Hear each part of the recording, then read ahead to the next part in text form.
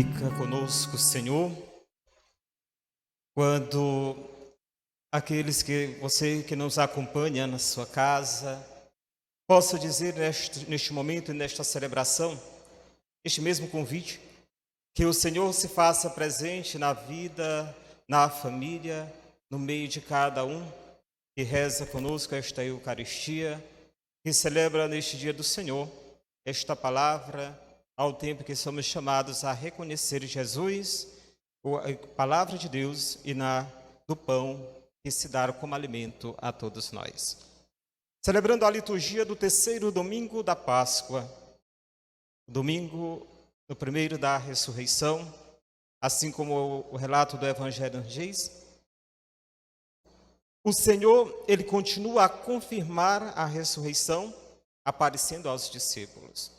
Domingo passado, nós recordávamos quanto à presença de Jesus no meio da comunidade dos apóstolos reunidos, trancados em casa, com medo dos judeus, e Jesus entra e deseja a paz que vai sendo a transformadora da vida de cada um daqueles que acompanharam Jesus durante toda a missão, durante todo o anúncio da salvação que ele revela a cada um de nós. Hoje, ouvindo este texto dos discípulos de Emaús, os dois discípulos que caminhavam, e Jesus aparece a eles. Qual o sentimento, né? Domingo passado nós olhávamos assim para Tomé.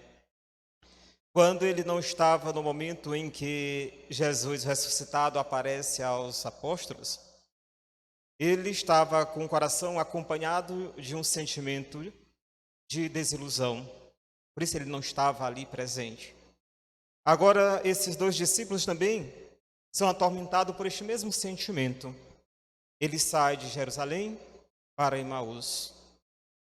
Ele sai da cidade, do lugar de glória, do lugar de graça, da igreja, para Emaús, o lugar do nada. Eles voltam a uma experiência de uma vida antiga. Eles tinham deixado tudo para seguir o Cristo. E diante de todo o acontecimento, dos 3 anos que Jesus passa, dentro e no meio da comunidade, pregando a boa nova do reino, o anúncio da salvação, eles ainda não tinham compreendido todo aquele mistério daquilo que Jesus então queria revelar. Apesar de que tudo isto, somente depois que tudo acontecesse, como o próprio Jesus assim revelava para os discípulos, eles iriam compreender. E assim, ainda depois do terceiro dia, né, porque acontece a paixão de Jesus, e os apóstolos ali esperavam, e os discípulos de Emaús esperavam o primeiro dia da ressurreição, o domingo. E eles saem, vão voltar para Emaús, e ao caminhar, eles vão levando em si uma experiência daquilo que não estava organizado no roteiro da vida dos apóstolos, que era a morte e a paixão de Jesus. Eles não tinham o roteiro da paixão e da morte de nosso Senhor, mas eles esperavam, assim como o texto nos diz, alguma coisa Jesus pudesse fazer. E, no entanto, Jesus fez, mas não conforme a vontade nem a esperança dos discípulos que o acompanhavam. Então, o terceiro dia, Jesus aparece, mas os dois discípulos estavam acompanhados com um sentimento de desilusão, de medo, com um sentimento de angústia. E eles, ao voltar ao fracasso, ao nada, ao Emaús, Jesus caminha com eles. E eles, ao perceberem esta presença, não reconhecem Jesus. Mesmo o Senhor ali estando, eles não reconhecem o Senhor. E eles vão murmurando, vão conversando, eles vão contando várias histórias durante toda esta caminhada, durante todo este percurso. E este percurso vai dando a eles assim uma oportunidade de partilhar. E esta conversa que eles fazem durante esta caminhada vai sendo um diálogo sempre acompanhado de ressentimento, de recordar aquilo que tinha acontecido. como muitas vezes acontece nas nossas vidas também, né? Mesmo diante de tantos fatos que Jesus tinha realizado, tantos milagres, assim também aconteceu com os discípulos, que eles iriam conversando sobre todo o sofrimento e a paixão de Jesus durante todo aquele processo do tríduo que nós acompanhamos durante os dias da Páscoa. Então, eles vão comentando vários acontecimentos e Jesus caminha com eles, assim como nós somos chamados também a fazer esta mesma experiência de caminharmos com o Senhor e o Senhor caminhar conosco, porque Ele está no meio de nós. Eles, nesta caminhada, estavam como que cegos. Eles estavam tristes, porque a tristeza deixa o homem, deixa o ser humano cego, deixa o incapaz de encontrar saídas, de o reconhecer Jesus. Eles estavam como que cegos. Então a tristeza ocasiona uma cegueira. Não é uma cegueira de dizer, eles não tinham visto Jesus. Eles apenas não tinham reconhecido. Porque era uma cegueira espiritual que eles estavam experimentando naquele momento. Cegueira espiritual porque não tinham ainda compreendido e nem entendido as Sagradas Escrituras.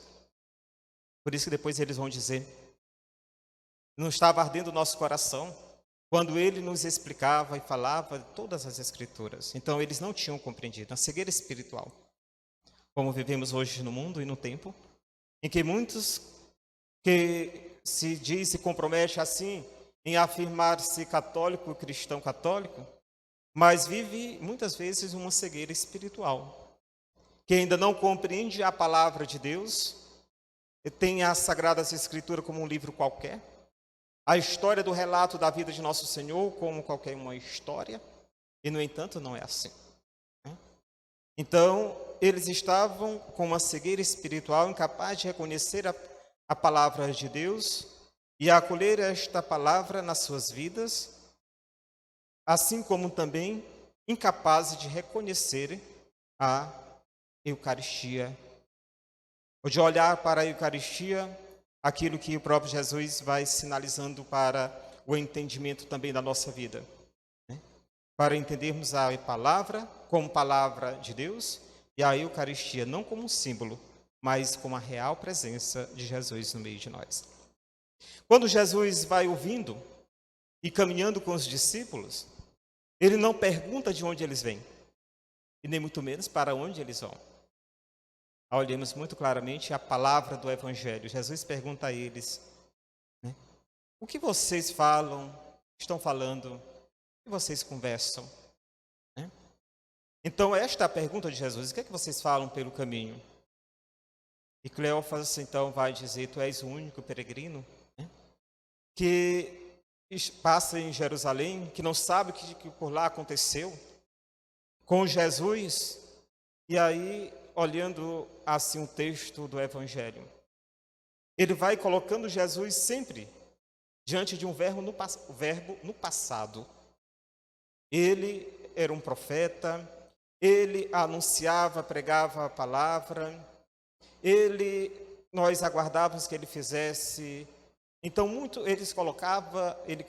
Cleófas colocava o Jesus no passado. Então, diante do colocar esta expressão do verbo do passado, ele estava, nós esperávamos que ele fizesse alguma coisa. Jesus, ele se torna assim uma figura passada na vida daqueles discípulos, como também muitas vezes nós olhamos e pensamos que Jesus é aquele tempo passado, mas Jesus é no presente da nossa vida, no hoje da nossa vida. Ele está e realiza e continua fazendo e transformando aquilo que ele transformou a vida dos discípulos, dos apóstolos reunidos em casa, continua também transformando a vida de cada um de nós. Então Jesus se interessa não por aquilo de onde eles vieram, mas ele faz uma manifestação de interesse muito grande por aquilo que ele conversava. Aí recordamos sempre aquela expressão, né? A boca fala daquilo que o coração está cheio. O que é que nós temos no nosso coração? O que é que nós trazemos no nosso coração? é preciso olharmos assim, o que é que nós falamos, o que é que nós proclamamos, o que é que nós conversamos. E aí abrimos sempre assim um parêntese para contextualizar neste tempo em que nós estamos vivendo, de isolamento social em casa, diante das dificuldades. O que é que nós temos falado, dialogado em família, né? Será se nós temos mais encontrado tempo para reclamar, para murmurar, para colocar as dificuldades? Ou será se nós temos encontrado tempo para reconhecer aquilo que foi bom e aquilo que pode ser bom também nas nossas vidas? Aquilo que pode ser bom. Imaginemos que os discípulos pudessem estar reclamando ou falando das decepções, uma vez que poderia também ter dito e conversado, recordado os grandes feitos que Jesus tinha realizado, as curas, os milagres, que ele passando dentro do meio da comunidade, ele foi capaz assim de realizar. Mas deve ser esta também a pergunta: o que é que nós temos falado durante este tempo de isolamento em que nós nos encontramos trancados, fechados, mas reunidos e unidos em Cristo e com Ele na vida de cada um de nós? Então Jesus, ele se interessa por aquilo que nós falamos, por aquilo que sai de dentro de nós, por aquilo que nós comunicamos. Isso tem um grande peso diante da nossa missão de vida cristã. Os discípulos, quando Jesus pergunta, que eles conversavam. Aí olhamos o evangelista, deixou uma palavra, um verbo também muito importante. Eles pararam. Pararam com o rosto triste. Com o rosto triste. Olhemos que durante o dia todo, né, os discípulos de Emaús, eles saíram de Jerusalém para Emaús. E eles caminhavam 11 quilômetros. Dentro da cultura judaica, eles não andavam, faziam as caminhadas no final da tarde, aliás, no sol quente, mas eles saíam sempre de manhã cedo. Imaginemos ali o sentimento de desilusão que os discípulos se encontravam. Eles iam devagar, sem nenhuma pressa, porque para eles tinha perdido um sentido, por isso a tristeza. E eles paravam, estavam como que parados. Pronto, aqui vamos ficar, porque vamos devagar, nós não temos mesmo, perdemos todo o horizonte, a tristeza assola o nosso coração. Então eles não tinham tanta preocupação para chegarem. E aí eles vão chegar ao cair da tarde. Também uma expressão muito forte do Evangelho de João, quando ele fala sobre a escuridão à noite. Eles vão chegar em Emaús, lá na companhia de Jesus, mesmo sem reconhecer ainda, terem reconhecido Cristo. Eles vão dizer a Jesus: fica conosco, Senhor, porque é tarde, a noite vem vindo. Que noite é esta? A noite do medo, a noite da desesperança, da desilusão, que continua presente no coração deles. Mas eles fazem um convite: fica conosco, entra na casa. Aí olhamos sempre aquilo que aconteceu com Jesus no domingo passado. Ele entra na casa onde os discípulos estavam reunidos. Hoje, ele é convidado pelos 2 discípulos a entrarem em casa. Entra em nossa casa, fica conosco. E vendo este convite, eles então fazem presença e presente se faz o Jesus na casa dos discípulos de Emaús. Fica conosco, Senhor, porque a noite está chegando. Na noite da nossa vida, na escuridão, que muitas vezes nós podemos estar na nossa casa experimentando este mesmo sentimento, de poder dizer sempre esta palavra: Senhor, fica conosco, entra na nossa vida, entra no meio de cada um de nós. Então, para poder fazer esta intimidade de acolher o Senhor, porque assim como Ele transforma diante daquilo que nós dizíamos domingo passado, né? Quando Jesus diz: a paz esteja convosco, 3 vezes ele repetia. É uma paz que vem com a dimensão de uma transformação. É aquilo que vai acontecer com Jesus também quando entra na casa dos discípulos de Emaús. Ele vai transformar a vida daqueles discípulos. Uma vida de tristeza, de desilusão, para uma alegria. Aqueles que caminhavam sem pressa alguma, porque não tinha motivação nenhuma para chegar a Emaús, Depois que eles reconhecem Jesus, Jesus desaparece do meio deles, eles voltam à pressa e ainda à noite, para anunciar aos outros aquilo que tinha acontecido. Vimos o Senhor, damos testemunho da sua ressurreição. Então Jesus é aquele que abre os olhos dos discípulos, abre os olhos e o coração, aquilo que também nós somos chamados a fazer esta mesma experiência, de estarmos com o Senhor, porque se Ele caminha conosco, Ele está no meio de nós, possamos abrir nossos olhos e, ouvindo a palavra, reconhecer Jesus. Jesus, ele apresenta neste texto do Evangelho deste domingo uma estrutura da missa, da Sagrada Celebração Eucarística, de dois momentos muito importantes, eu digo assim, a centralidade da Eucaristia, que é a palavra, a liturgia da palavra e a liturgia eucarística.